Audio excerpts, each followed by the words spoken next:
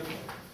Tiesiog galėčiau dar papildyti, kad tai vis dėlto leidinys skirtas tokiai auditorijai, kad ir vyrui, ir moteriai, ir tarkim, kaip ir mes sakom, jau subrendusiai asmenybei, jau labiau, kad mes pateiksime ne tik aktualijas, bet bus ir specializuotų puslapių, kurie skirti sveikatai, skirti namams, kurti jų jaukumui ir tiesiog orientuosimės į patarimus, taip pat atsakinėsime į skaitytojų klausimus ir taip palaikysime ryšį su mūsų skaitytojais.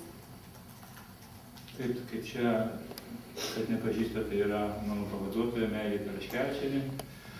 Teisingai, aš gal buvau praleidęs tą, mes skirtingai nuo kai kurių kitų leidinių, labai daug, kaip aš esu įvardinęs, publikacijų, kurios yra arčiau žmogaus.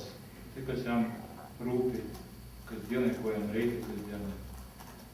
Ir taip dar vienas toksai devizas yra mūsų, kad rašyti apie tai, apie ką kalba žmonės. Jeigu žmonės kalba, jie kažko jie nežino, reiškia, pakankamai. Arba žino ir nori žinoti giliau. Daugiau mes turim ką dar. Jeigu neturim, tai mes mūsų 11 numerio pasirodymo programą kviečiame visus vyno taurei.